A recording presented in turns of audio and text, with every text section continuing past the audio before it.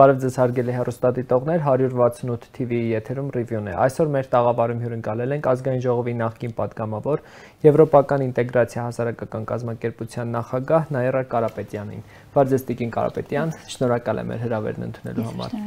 Տիկին Կարապետյան, Եվրոպական ժողովրդական կուսակցության նախագահ Դոնալդ Տուսկը օրերս մտահոգություն էր հայտնել Հայաստանում գրանցված ժողովրդավարության հետընթացի վերաբերյալ։ Նա նաև իշխանություններին կոչ էր արել չճնշել ընդդիմությանը։ Դոնալդ Տուսկի այս հայտարարությունը որևէ հետևանք կարող է ունենալ հաշվի առնելով, որ ԵԺԿ-ն Եվրոպայի ամենամեծ կուսակցությունն է։ Բնականաբար սա անհետևանք չի մնա, անկեղծ ասած ես ինքս շատ ցավով կարդացի եւ թույլ տվեք օգտագործել այդ բառը ամաչեցի նրա համար, որ տարիների ընթացքում մեր ձեռք բերված գործընկերային համբավը եւ հեղինակությունը, իսկ Հայաստանը միշտ դիտվել է որպես եվրոպական արժեքների կրող, համագործակցող պարտնյոր։ Այդ ամենը այսօր այնքան է ոտնահարվել, այն աստիճանի է փոշիացվել, որ անգամ Եվրոպայի ժողովրդական կուսակցությունը մտահոգություն է հայտնում եւ մեզ հետ խոսում է այնպիսի տեքստերով, որոնք մենք սովոր ենք եղել լսել հարևան պետության հասցեին։ Բնականաբար սա չի կարող անհետևանք լինել եւ լավագույն հետևանքը կլինի, որ իշխանությունները սրանից հետևություններ անեն եւ դադարեն մեր երկրի հեղինակության հետ նման խաղեր անելուց։ Բայց իշխանությունները արձագանքել են ըստ էության, Ալեն Սիմոնյանը Ազգային ժողովի փոխնախագահ 3 խորհրդարանում հետեւյալն է ասել. Ես սա կապում եմ այն չգրված կանոնի հետ, որ ԵԺԿ ղեկավարը մշտապես պաշտպանում է իրենց խմբին անդամակցող կուսակցությունների ներկայացուցիչներին, այդ թվում Սերժ Սարգսյանին։ Կարծում եմ պարոն Տուսկը պետք է ավելի զուսպ լինի եւ չխառնվի Հայաստանի Հանրապետության ժողովրդի գործերին եւ Սերժ Սարգսյանի պաշտպանությամբ զբաղվելու համար կարծում եմ կան ավելի մասնագիտացված անձինք։ Տուսկը Հայաստանը տեսնում է Սերժ Սարգսյանի աչքերով, որն իրականությունից կտրված եւ արդարադատության սպասող աչքեր են։ Փոխոսնակի նման արձագանքը որքանով է համարժեք ԵԺԿ նախագահի գնահատականներին։ Թույլ տվեք փոխոսնակին պատասխանեմ իր իսկ բառերով, ես կարծում եմ, որ հենց Ալեն Սիմոնյանը պետք է ավելի զուսպ լինի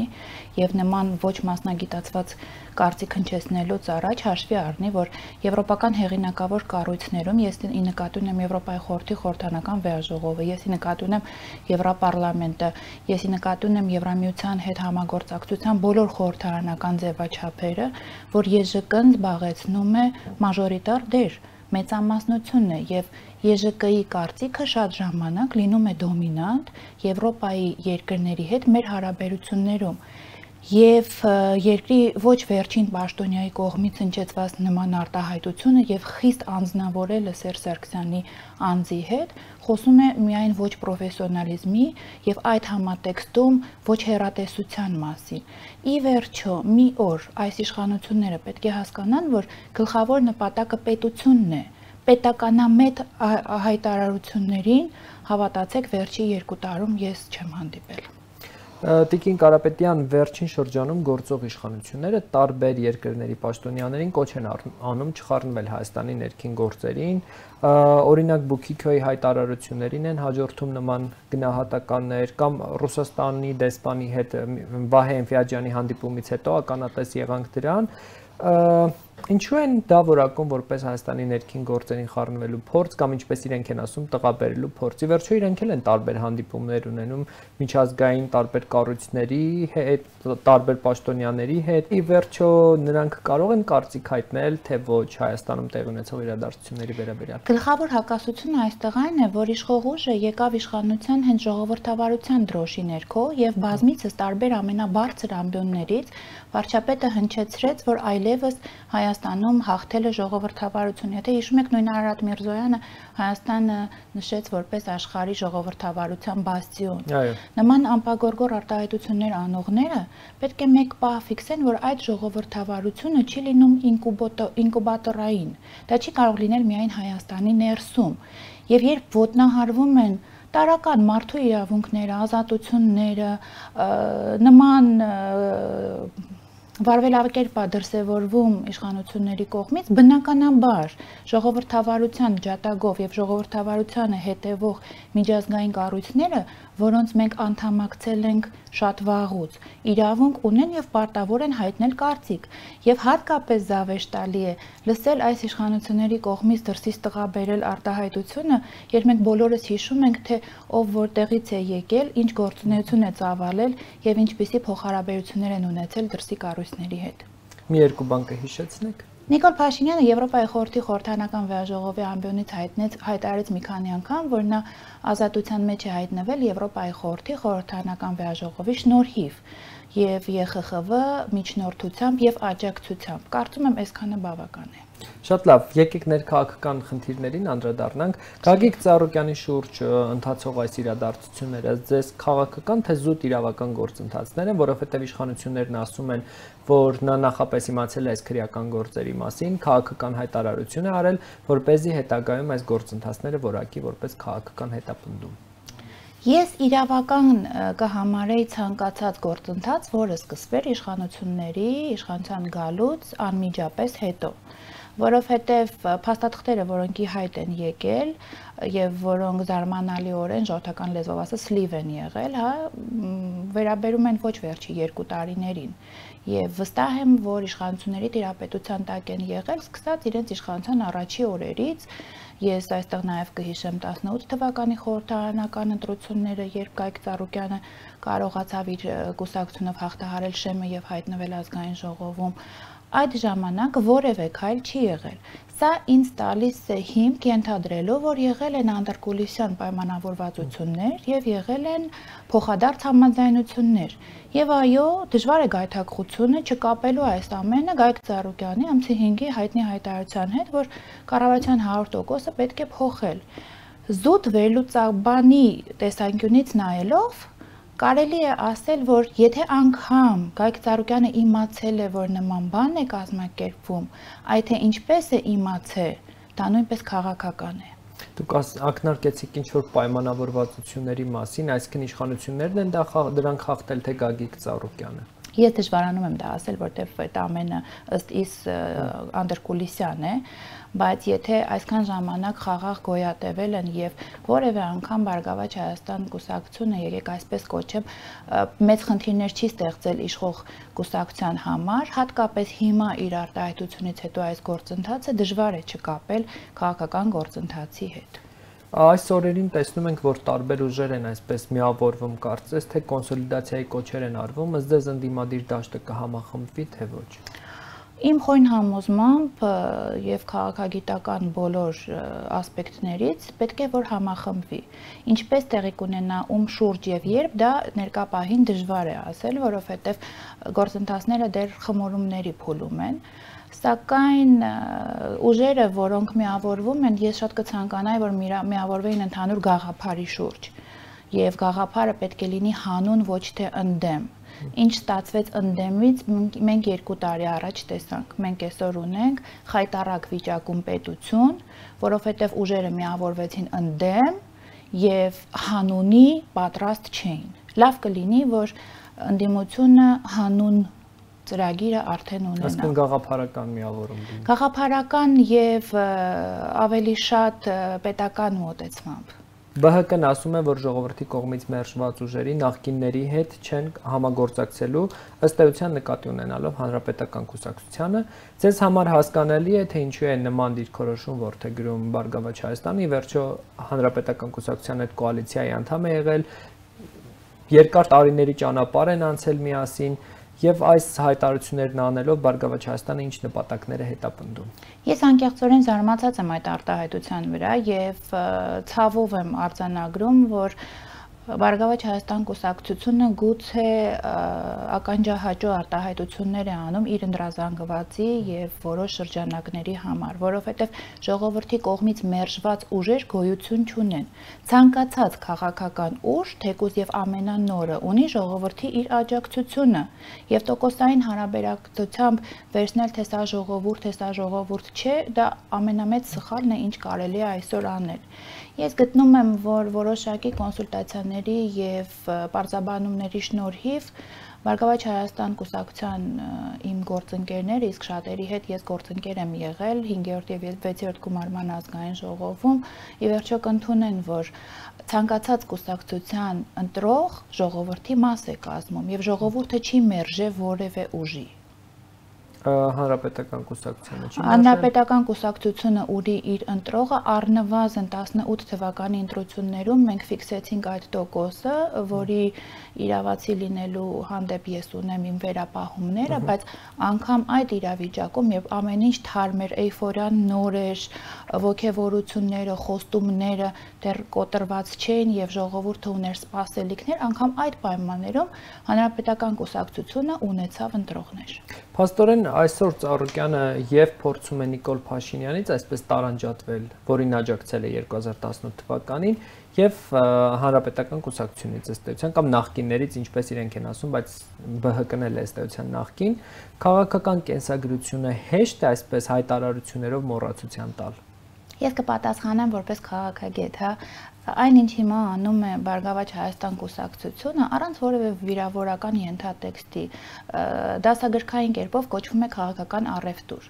Բարգավաճ Հայաստան կուսակցությունը ներկա պահին փորձում է իրեն բյուրեղացնել, փորձում է իրեն անջատել թե անցյալում իր ունեցած կապերից, որոնք ըստ իրեն կարող են լինել արատավոր, եւ թե ներկա իշխանությունների հետ ունեցած իր կապերից, որը իր աչքերում եւս կարող է ժողովրդի որևէ զանգվածի մոտ առաջացնել բացասական էմոցիաներ։ Ես գտնում եմ, որ այս վարվելակերպը, որը որ հիմա որդեգրել է Բարգավաճ Հայաստան կուսակցությունը, ոչ այլ ինչ է, ինչ որ քայլի նախապատրաստում։ Հաջողություն կունենա նման վարվելակերպը։ Այս պահին դժվարանում եմ ասել որևէ բան, այս պահին դժվարանում եմ, բայց ամեն դեպքում Բարգավաճ Հայաստան կուսակցությունը քաղաքական ուժ է, որը ունի իր ընտրողները։ Դա եւս պետք է հաշվի առնել։ Հունիսի 12-ին Հայաստանը միացավ կրոնական ազատությունների միջազգային ալյանսին, որն արդեն ստացել է Դոնալդ Թրամփի ձևավորած հակաչինական ալյանս կամ հակաչինական թատերաբեմ անվանումը։ Հայաստանի համար վտանգներ տեսնում եք, թե ոչ, արտգործնախարար Զոհրաբ Մնացականյանն ասաց, որ դաշինքը չի նախատեսում համատեղ գործնական որոշումների ընդունում, կառուցվածքը դաշինքի ընթացակարգերը չեն նախատեսում քվեարկության մեխանիզմ, յուրաքանչյուր անդամ պետություն առաջնորդվում է իր ծրագրերով, առաջարկություններ ներկայացնելով, դրանց իրագործման համար մեխանիզմներ ձևավորելով, խորհրդարանի հարց ու պատասխանի ժամանակ ասել էր արտգործնախարարը։ Թողնելով վտանգների հարցը մի կողմ, ես չեմ տեսնում այստեղ օգուտ։ Ես չեմ տեսնում ինչ է շահելու Հայաստանը այս ալյանսին անդամագրվելով, քանի որ ալյանսի շրջանակներում մեր գլխավոր երկու հիմնահարցերը, այն է Արցախի հիմնախնդրի խաղաղ հայանպաստ լուծումը եւ ցեղասպանության ճանաչումը որևէ կերպ չեն շահարկվելու, չեն քննարկվելու եւ որևէ մեծ դրական բան չի բերելու դա։ Բացի դա, Հայաստանը այն երկիրը չէ, որտեղ կան կրոնական ճնշումներ։ Մենք չենք ճանաչում որևէ ազգային փոքրամասնություն, որը իր կրոնական դավանանքների համար ենթարկվում է ճնշումների կամ հակառակը ցուցադրաբար տրվում է բաց ճանապարհ։ Մենք այդ խնդիրը չունենք։ Ուստի եւ այս ալյանսին անդամակցությունը առնվազն մտահոգիչ է։ Եթե դա չբերի վտանգների, իսկ Չինաստանի կարևորությունը Հայաստանի հետ հարաբերություններում ես չէ որ պետք է փաստեմ, Չինաստանը այսօր մեր հիմնական գործընկերներից մեկն է, թե տնտեսական առումով եւ թե Չինաստանի դերի բարձրացման հետ կապված քաղաքական առումով, առնվազն սա անհեռատես քայլ է։ Ինչու ենք գնացել այս քայլին ձեր կարծիքով։ Ես չեմ կարող ասել։ Մեր արտաքին գերատեսչությունը վերջերս շատ քայլեր է անում, որոնք տրամաբանական բացատրություն չունեն։ Վարչապետ Նիկոլ Փաշինյանը խորհրդարանում հայտարարեց, եթե տեսնեն, որ Ադրբեջանի վերնախավի հետ երկխոսությունը չի ստացվում, կարելի է ուղիղ խոսել Ադրբեջանի ժողովրդի հետ։ Կարծիքներ են հնչում, որ Նիկոլ Փաշինյանը անգամ հայ ժողովրդի հետ չի կարողանում երկխոսել եւ ինչ պետք է խոսի Ադրբեջանի ժողովրդի հետ։ Օրինակ դուք որպես հայ ժողովրդի ներկայացուցիչ երկխոսությունը ձեր եւ Նիկոլ Փաշինյանի միջև ստացված համարում եք, նա կարողացել է ձեզ բացատրել, որ պետք է գտնվի այնպիսի լուծում, որն ընդունելի կլինի երեք ժողովուրդների համար։ Սկսենք իր այդ արտահայտությունից, հա, 3 ժողովուրդների համար ընդունելի ձևակերպումից, որը Նիկոլ Փաշինյանը ներկայացնում է իբրև իր էքսկլյուզիվ արտահայտություն, որ մինչև այսօր որևէ մեկը չէր արտահայտել, անգամ ՄԱԿ-ի ամբիոնից դա հնչեց, Եվրոպայի ամբիոններից հնչեց, դա ոչ այլ ինչ է, քան Մինսկի խմբի համանախագահների ձևաչափը։ Այսքան տարի մենք բանակցում ենք միայն նրա համար, որ գտնենք այդ լուծումը, որը ընդունելի է 3 ժողովուրդների, ինչպես նաև բնորոշում համար։ Ինչ տվեց մեզ այդ արտահայտությունը ստեղծված իրավիճակում, կարծում եմ ոչինչ բացի պոպուլիզմից, ոչինչ բացի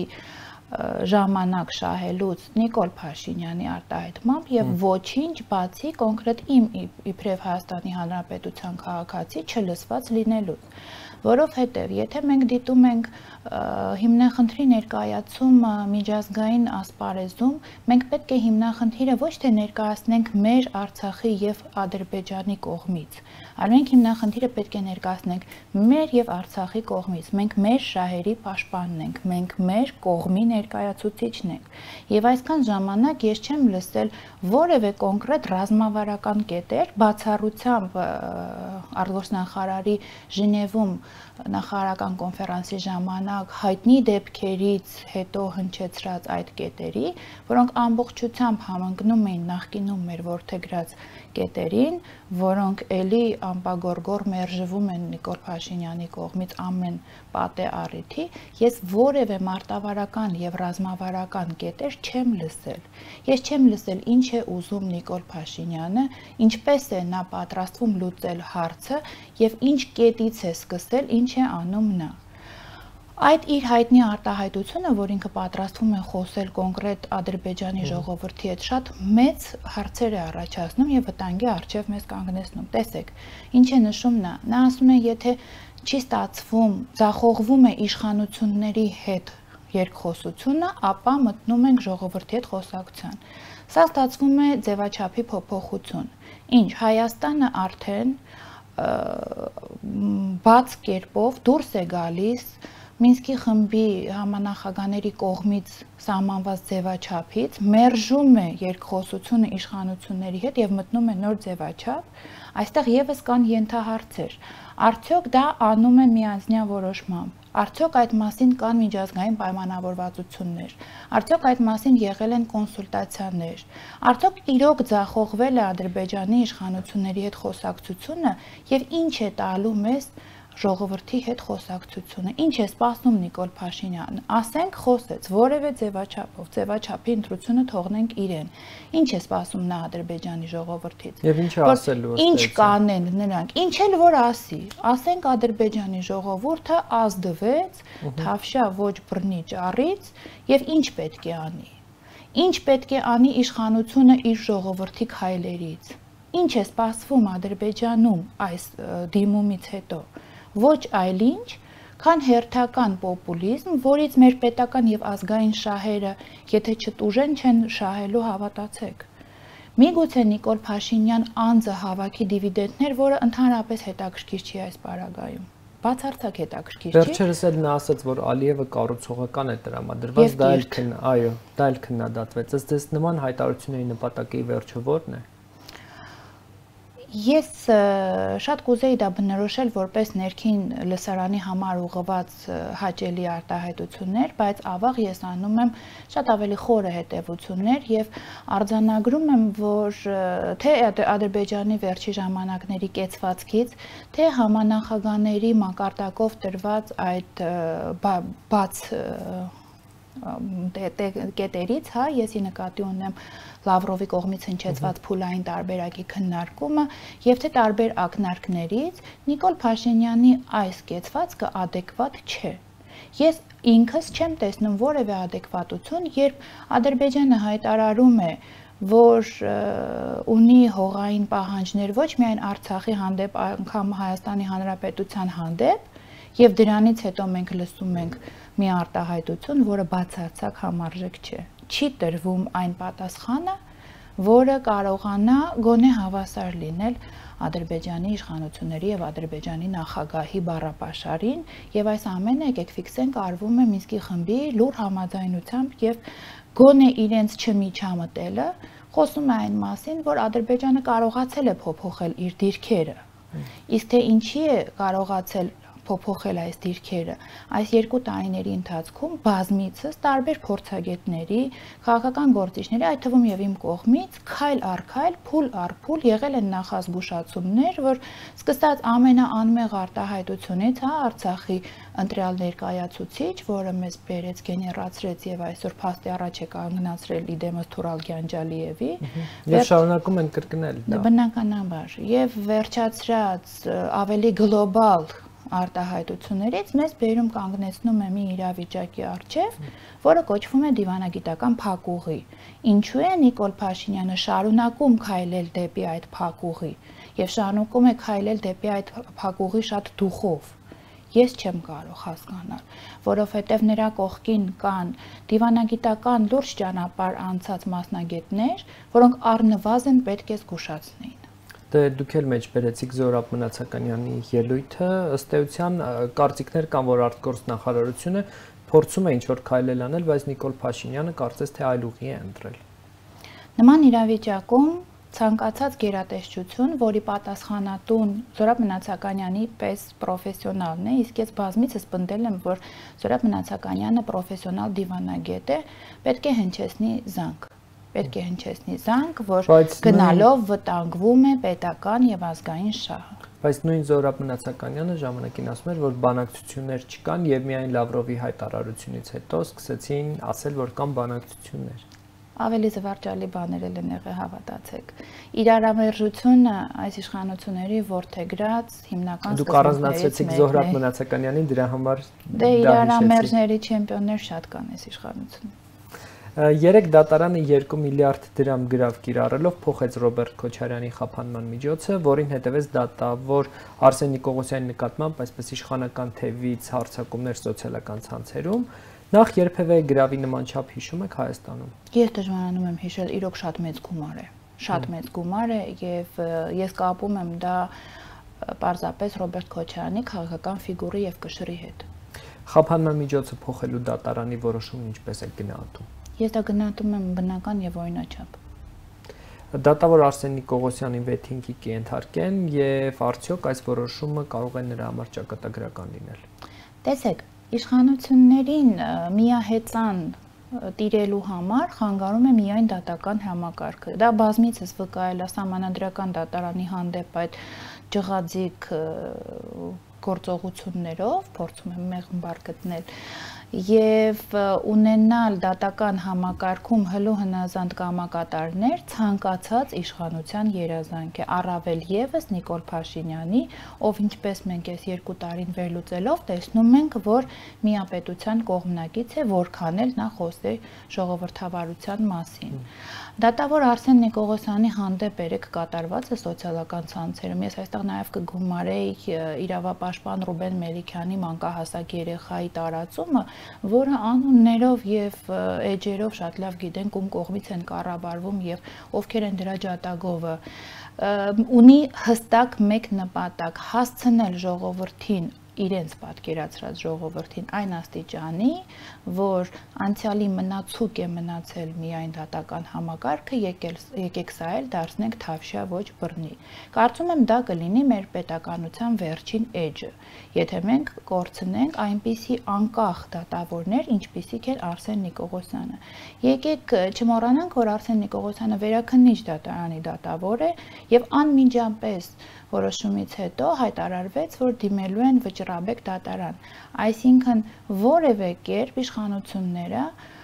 այս համատեքստում դատախազությունը հետ չի կանգնում իր այն գաղափարից, որ նախագահ Քոչարյանը պետք է լինի անազատության մեջ։ Որևէ տրամաբանական բացատրություն ես սրան չեմ գտնում։ Ինչ գործողություններ սպասել, հնարավոր է նորից շրջափակվեն դատարանները։ Տեսեք, եթե դատարանները շրջափակվեն, շատ հետաքրքիր բան է ստացվել իրենց իսկ ձեռքով փորած փոսը։ Արտակարգ իրավիճակը երկրում երկարացվում է ըստ իս մի նպատակով, որպիսի հավաքների եւ կարճ ասեմ, որպիսի ժողովրդի ազատ կամ արտահայտման իրավունքը արգելափակվի։ Եվ եթե անգամ դատարանների փակելու կոչ հնչի, դա կլինի իրենց իսկ ընդունած օրենքի խախտում։ Այսօր իշխանությունը չի կարող գնալ դրան։ Եթե արտակարգ դրություն չլիներ, ես վստահ եմ, որ նման գործողություններ կլինեին, որոնք իբր թե կորակվեին իբրև ինքնաբուխ,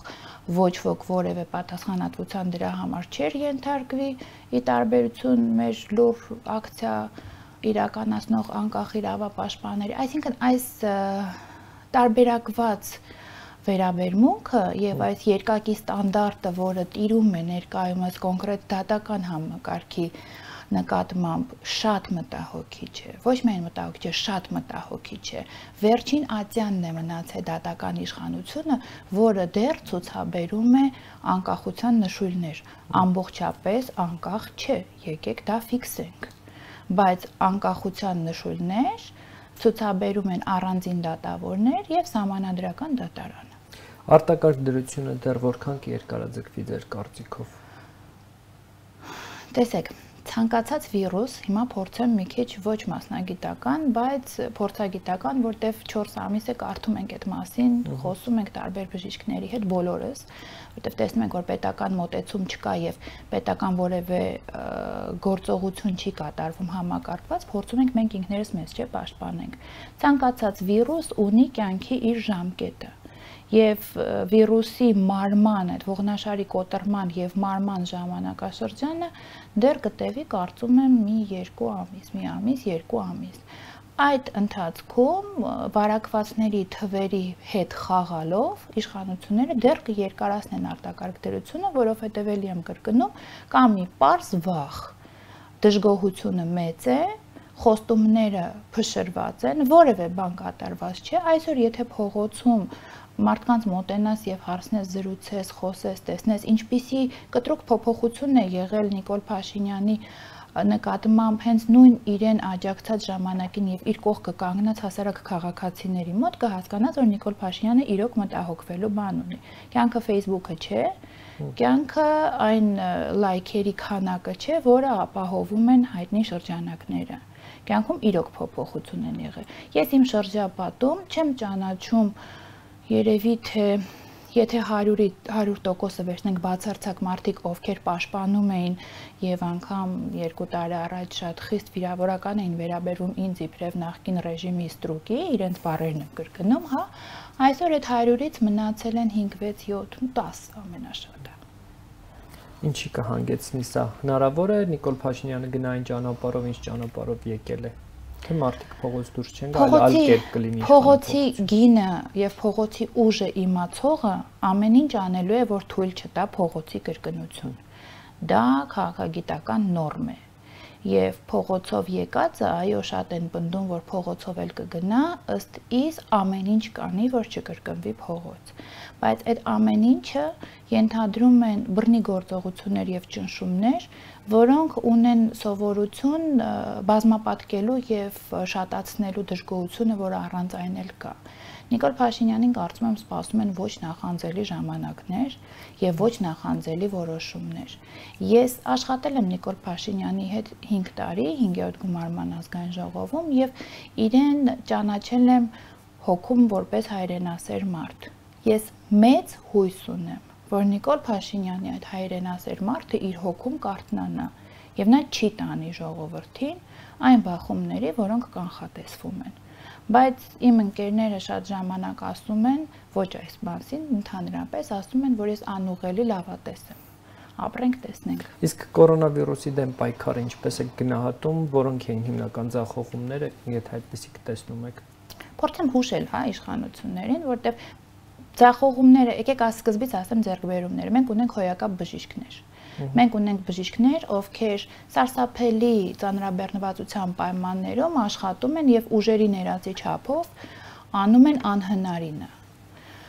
Մենք չունենք համակարգված ռազմավարություն։ Մենք չունենք գործողություններ, որոնք հանգեցնելու են վիրուսի տարածման արգելափակմանը, այս պահին մեզ դա է պետք։ Տարական օրինակներ բերեմ, հա, տարբեր ֆոնդերի հավաքած գումարներ պետք է ուղղել, պետական դոտացիաներ տալ նույն ԿԱՏ հետազոտությունների, որոնք բավականին թանկ են, 30-ից 50 հազար դրամի սահմաններում են։ Նույն COVID-ի տեստերին, որոնք եթե մասնավոր ես անում 15-ից 25000 դրամ են, նույն հակամարմինների առաջացման տեստերին, որոնք 10000 դրամ են։ Այսինքն, եթե մարդը զգում է, որ նրա առողջության հետ որևէ փոփոխություն է եղել, իսկ պոլիկլինիկայից այսօր ուղեգիր ստանալը ֆանտաստիկայի ժանրից է, որևէ ձևով չես կարող ստանալ, ելնելով էլի վարակվածների մեծ թվից։ Այստեղ ես չեմ մեղադրում պոլիկլինիկաներին, այստեղ ես մեղադրում եմ համակարգված աշխատանք չունենալու մեր մոտեցումը։ Եթե մարդը զգում է, որ նա ինքը իր ծախսով 4 հոգանոց ընտանիքը պետք է 4 անգամ 40000, 160000 վճարի գնա կատե անցնի, որ տեսնի հոգերի հետ ինչ որ բան կատարվում է թե չէ։ Հետո 80000 վճարի տեսնի արդյոք վարակված է թե չէ։ Հետո կրկնակի թեստ անցնի, որտեվ թեստը միշտ չէ, որ առաջին անգամից ցույց է տալիս, դա անհնարին է։ Ներկա պայմաններում պարզապես անհնարին է։ Մարդիկ նախընտրում են բուժվել ինքնուրույն, մարդիկ նախընտրում են լռել այդ մասին, ինչով եւ տարածվում է վարակը։ Դիմակ կրելը ամենավերջի քայլն է, որը պետք է վերահսկել։ Համաձայն եմ, դիմակը շատ ժամանակ օգնում է, բայց անգամ այս դիմակը այնքան իրարամերժ չեմպիոնությունից որ խոսում է, եթե է ասում, հա, մի օր ասում են դիր, մի օր ասում են մի դիր, օգնում է, չի օգնում, բարակ է, բարակ չի, տարբեր պարագաներ, ինչպես ասեց պատգամավորներից մեկ, հա, տարբեր պարագաներ կարող եք քիթը փակեք, հետո չէ բժշկական լինի, մարդկանց մեջ առաջանում է անլուրջ վերաբերմունք։ Եվ սա է մեր ձախողումը։ Եվ հիմա հասարակությանն է ըստեյության մեղադրում վիրուսը տարածելու համար։ Բա ինչ պետք է անեն, քանի որ աչքի առաջ արդեն կա Իտալիայի օրինակը, որտեղ վարչապետը դատական process է անցնում, արդյոք հնարավոր էր կանխել այդ քանակությամբ մահերը եւ արդյոք արվել է ամեն ինչ պետք է արվի, բնականաբար առաջի ռեակցիան պաշտպանվելն է։ Երբ երկրի ղեկավարը հնչեցնում է абսուրդ նախադասներ, սկսած ումշունն է վերջացրած պինցետից օղից, որը ինքը հետո զարմանալիորեն չի հիշում, չնայած մինչ օրս պտտվում են այդ տեսահոլովակները, բնականաբար որևէ լուրջ մոտեցում ժողովրդի մոտ չի կարող լինել։ Այսօր գիտեք ինչի են դիմակ գրում, չտուգանվելու համար։ Մարդկանց հետ զրույցը չստացվեց, պարզապես չստացվեց։ Շնորհակալ եմ զրույցի համար։ Ես եմ շնորհակալ։ 168 TV եթերում ռիվյուներ, հետևեք մեր հետագա թողարկումներին։